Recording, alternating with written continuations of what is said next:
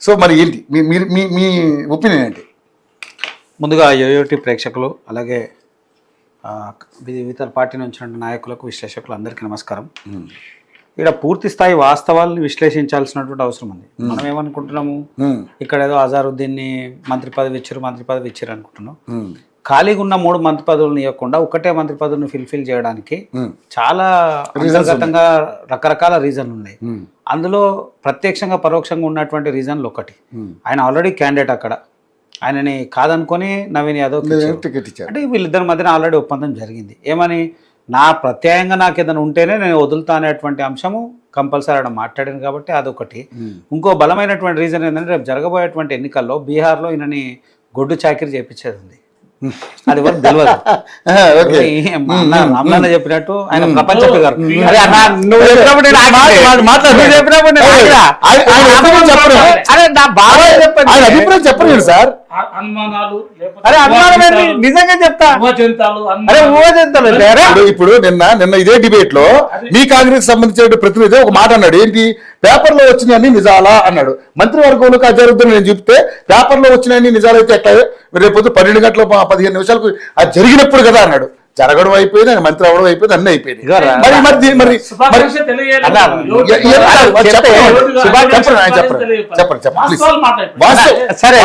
వాస్తవాలు అనేది మనకు త్వరలో తెలుస్తాయి. మీకు ఎందుకు అంత కంగారు ఎందుకు చెప్పండి. కాకుండా ముస్లిం కాకుండా వేరే మాట్లాడేవాళ్ళు. అరే నేను అది కూడా చెప్తాను, చెప్తారు అది ఎందుకు ఇచ్చారనేది కూడా చెప్తారు. చెప్పనివ్వండి ప్లీజ్. అరే అది మాట్లాడినవ్వండి, తర్వాత మీరు రాసుకోండి. మీరు రాజకీయ ఉద్దండులు, ఉద్యమం చూసారు, అన్ని చూసారు. మీరు మాట్లాడినంత సేపు నేను రాసుకుంటూ పోయినా, నేను మాట్లాడగా నువ్వు మళ్ళీ మాట్లాడి వద్దాను నేను. అంటే నా అభిప్రాయం చెప్తా, నా పార్టీ అభిప్రాయం, నాకున్న ఆలోచన ఉన్నాయి కాబట్టి గురించి కూడా చర్చించవచ్చు. ఇప్పుడు నేను అన్నదానికన్నా ఇదే యోయో టీవీలా 2 నిమిషాల ముందే అన్న ఒక మాట్లాడిన ఆయన ప్రపంచ ఫిగర్. అరే నేనేమంటున్నా, ఆయన ప్రపంచ ఫిగర్ అన్నాడు, దేశం మొత్తం ఆయన గుర్తిస్తున్నాడు, ఉత్తరాది రాష్ట్రాల్లో ఎంపీ చేసిండు అని కూడా అన్ననే చెప్పాడు. అది వాస్తవం. అట్లాంటప్పుడు పార్టీ ఆయన వాడుకోదా? బీహార్ ఎన్నికల్లో గొడ్డు చాకిరి చేపించేది చేపియాలంటే ఆయనకి ఏదైనా పదవి ఉండాలి. ఆయన ఉత్తగా పోతాడా ఇంపార్టెన్స్ ఉండదు. ఒక మంత్రి హోదాలా బీహార్ లో పోయి ఎన్నికల ప్రచారంలో ఉంటే ఆ ఉన్నటువంటి ఇంపార్టెన్స్ వేరు. ఓ సాధారణమైనటువంటి కాంగ్రెస్ లేదా మాజీ ఎంపీగానో లేదా కాంగ్రెస్ కార్యకర్తగానో లేదా క్రికెటర్ గా పోవడం అనేటువంటి అంశం వేరు. కాబట్టి ఒక ఎంపీగా ఒక మంత్రిగా ఆయనకు తీసుకుపోవాలన్నటువంటి ప్రయత్నం ఒకటి.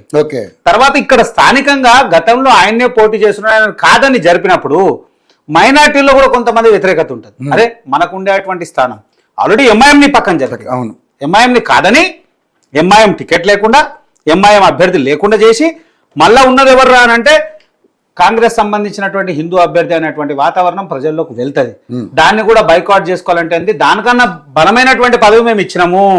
ఎవరికి ఇచ్చినాము? మైనార్టీలకు ఇచ్చినాము అనేటము. సరే ఇదే మైనార్టీలకు ఇచ్చినంటే ఈయనకన్నా ముందు నుంచి పార్టీ కోసం నానా హంగామా చేసినటువంటి నాంపల్లి నుంచి ఉన్నటువంటి అభ్యర్థి ఉన్నాడు ఫిరోజ్ ఖాన్. డేషన్ డైర్ గా నిలబడ్డాడు. హిందువుల్లో కూడా మంచి ఇంపార్టెన్స్ ఉంది ఆయనకి, హిందువుల ఫాలోయింగ్ ఉంది.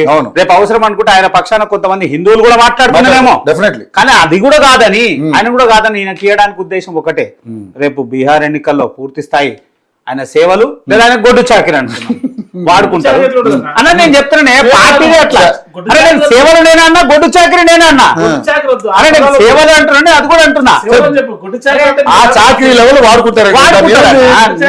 అరే ఎప్పటి నుంచో చూస్తా ఉన్నాం, అన్ని చూస్తాం. ఇవన్నీ పూర్తి స్థాయిలో ఉద్దేశం పెట్టుకునే పార్టీ పూర్తి స్థాయి ఎంచన వేసింది. సరే వేసింది, కానీ నిలబడేటువంటి పరిస్థితి లేదు. ఆల్రెడీ కోర్టులో ఉన్నటువంటి పరిస్థితి.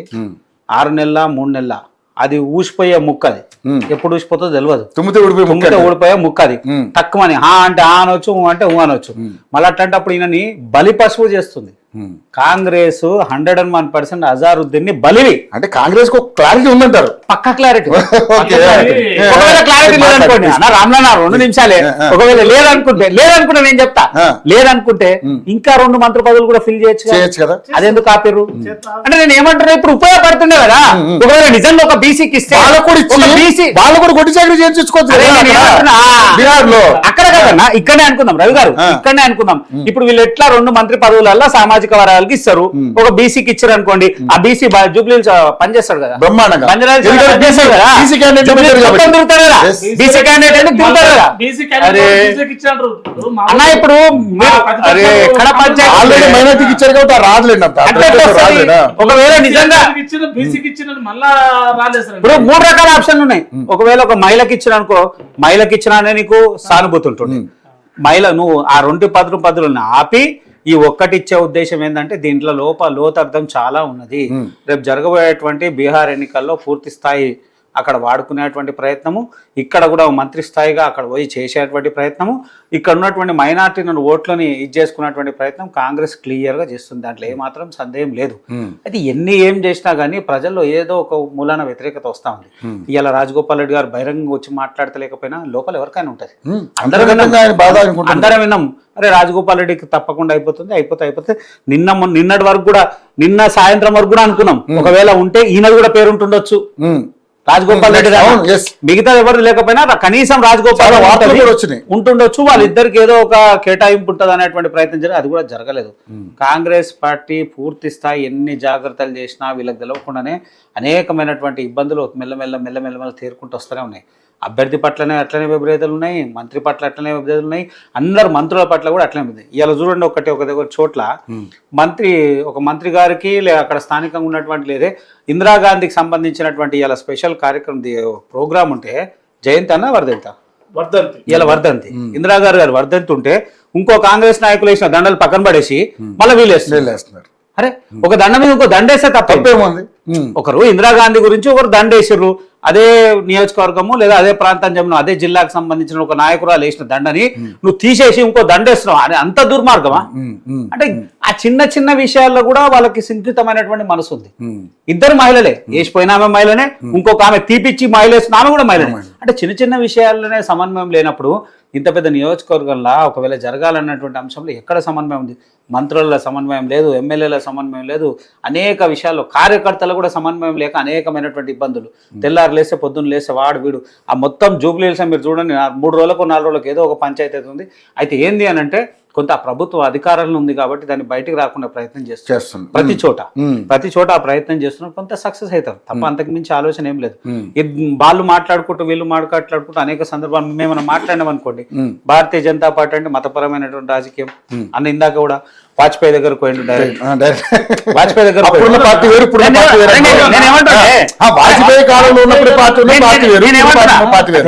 అప్పుడు అప్పుడు ప్రజల పార్టీ అన్న దయచేసి భారతీయ జనతా పార్టీ అంటే భారతీయుల ప్రజల పార్టీ, దాన్ని తీసుకుపోయి మతం అప్పచెప్పింది. ఎక్కడ విషయం అన్న అట్లేముండదు. అత్యధికంగా మైనార్టీలు ఉన్నటువంటి యూపీలోనే ప్రభుత్వం అన్నమాట, అత్యధికంగా మైనార్టీలు ఉన్నటువంటి అర్థం కాలే అన్న 9 కోట్లు 10 కోట్లు ఉన్నటువంటి యూపీలోనే మైనార్టీ ఉన్న చోట్ల మేము గెలిచినాము. ఇదేం గొప్పనా అన్న? మేము ఒకటే సబ్కా సాత్ సబ్కా వికాస్ అంటున్నాము, సబ్కా సాత్ సబ్కా వికాస్ అని పనిచేస్తున్నాము. మీరు అంటున్నారు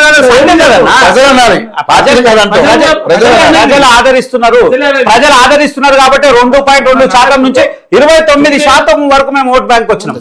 లేకపోతే ఎట్లా సాధ్యమవుతుంది? అరే మా క్యాండిడేట్ మా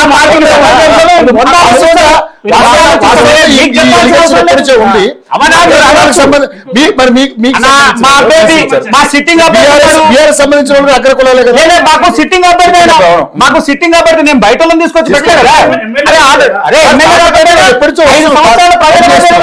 5 సంవత్సరాల మా దీపక్ రెడ్డి గారు 5 సంవత్సరాల ప్రజల మధ్య ప్రజల సమస్యలకు నిలబడ్డాడు, ప్రజల కోసం నిలబడ్డాడు. ఇన్నప్పుడు ఇస్తే తప్ప బీసీ అంశం అవసరం వచ్చి మా క్యాండిడేట్ ఉన్నాడు, పని చేస్తున్నాడు, ఇచ్చినాము. దాంట్లో తప్పేముంది? మీకు బీజేపీ పార్టీకి మైనార్టీ మోర్చా ఉందా? ఉంది కదా. మళ్ళీ మైనార్టీకి ఎందుకు సందర్భం ఇస్తాం కదా. మైనార్టీకి ఏమి అడుగుతా అన్నా, మైనార్టీ మోర్చా మైనార్టీలకు ఇస్తాము. క్వశ్చన్ అడుగుతారు ఏమంటారు వాళ్ళు, ఓవైసీ ఎంఐఎం మీరు కలిసే ఉన్నారు.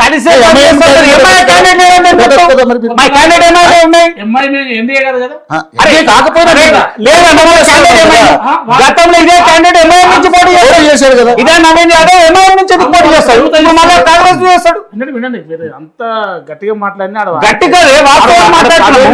7,000 ఓట్లు ఎక్కువ రావు. అట్లేం లేదన్నా, మీరు అనుకుంటారు గెలుస్తున్నాం, మేమే గెలుస్తున్నాము, మీరు కాదు, మేమే గెలుస్తున్నాము. ఇప్పుడు విషయం ఏంటంటే, బీజేపీ గెలుస్తుందా? వాళ్ళు ప్రేమతోనే సపోర్ట్ చేస్తున్నారు, మేము ప్రేమతో అడిగినాం అంతే తప్ప వాళ్ళ పార్టీ తెచ్చి మాకేం మెర్జ్ చేయలేదు, మేము తీసుకొని మెర్జ్ చేయలేదు. అదే ప్రేమపూర్వకంగా మీరు రెండు బీఆర్ఎస్ బీజేపీ, మరి మీరు కూడా మాట్లాడుకుని అవన్నీ ఉత్తమ కాంగ్రెస్ అదే మైనార్టీ ఓట్ల కోసము కాంగ్రెస్ అక్బరుద్దీన్ అసదుద్దీన్ ఓవైసీని కండెమ్ చేసుకుంటారు, మాట్లాడుకుంటారు. అక్బరుద్దీన్ ఓవైసీకి అక్బరుద్దీన్ వాళ్ళిద్దరి మధ్యలో సమన్వయం లేకుండా వాళ్ళని సమన్వయం చేసుకుంటారు మీరే.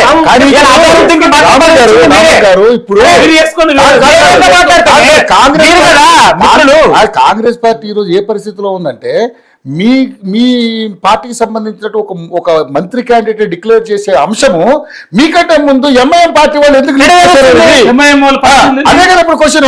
ముందు మాకు తెలుసు అంటుండే కదా, అప్పుడేమో స్టీరింగ్ చేస్తున్నాడు, ఇప్పుడు చెయ్యాలన్న చేతులుంటాడు. అప్పుడేమో స్టీరింగ్ చెయ్యాలన్న చేతులుంటాడు. ఎక్కడ మేలు వచ్చింది? చాలా చాలా మంది మీడియాలో రాబట్టే కదా. ఆరోపణలు వేరు. ఓవైసీ గారు నా స్టేట్మెంట్ ఇచ్చిందా అజరుద్దీన్ గారు మంత్రి పదవి వస్తుందని? సాక్షాత్ మీ ఎవరైనా మా మహేష్ కుమార్ గౌడ్ గారే దాని ఆ అభిప్రాయాన్ని చాలా బాధగా చెప్పడం జరిగింది. ఈ రోజు ప్రవాసీ వాస్తవాలన్నీ తెలుసు కదా. లైన్ తీసుకుని నెంబర్ ఇస్తే లైన్ తీసుకుని మాట్లాడండి. మీరు ఏయోటీ ద్వారా ఆయన అడగండి, చెప్తారు కదా. వాళ్ళు కూడా ఒక బిజీ సామాజిక వర్గం లేదు. ఇప్పుడు మేమేమంటున్నామంటే, ఇప్పుడు ముస్లిం మైనార్టీకి పదవి ఇచ్చినందుకు వీళ్ళకి తట్టుకోలేకపోతున్నారు. ఏం లేదు, అవన్నీ మాకేమవసరం.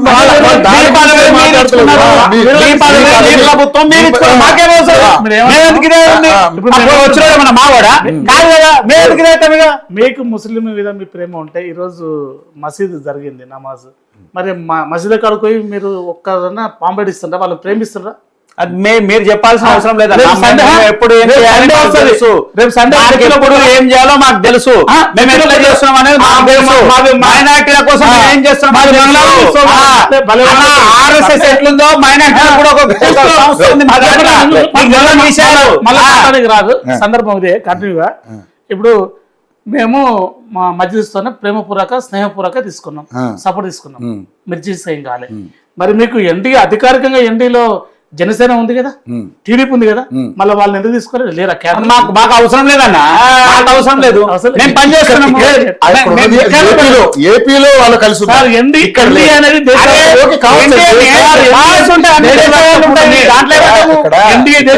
అవసరం లేదు వాళ్ళకి. ఎందుకు అవసరం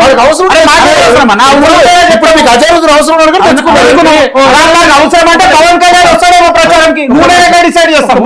అవసరం ఉంటే వస్తాడేమో. ఆయన వేరే పార్టీకి తీసుకోలేదు కదా, ఆయన మజ్లిసా బీజేపీ బీఆర్ఎస్ కాదు కదా, మరి ఆయన పార్టీ కార్యకర్త కదా, పార్టీ నాయకుడే కదా. మేమేమంటారు కాదంటున్నాం.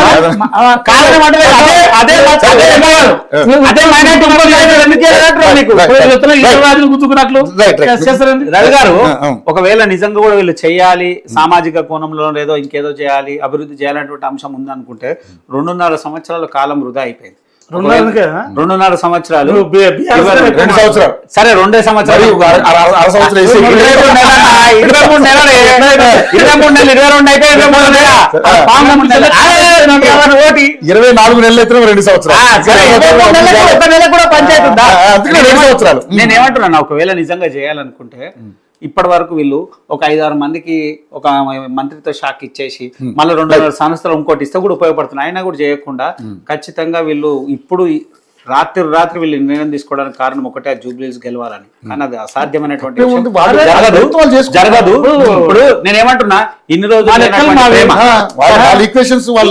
లేనటువంటి మైనార్టీల మీద ప్రేమ వీళ్ళకి వస్తుంది. అట్లనే బీఆర్ఎస్ కూడా అట్లనే ఉంది. రాత్రి లేనటువంటి మైనార్టీల మీద కొత్త ప్రేమ, మైనార్టీ మీద అనేక విషయాలు, అనేక ఆలోచనలు మాట్లాడుతున్నారు.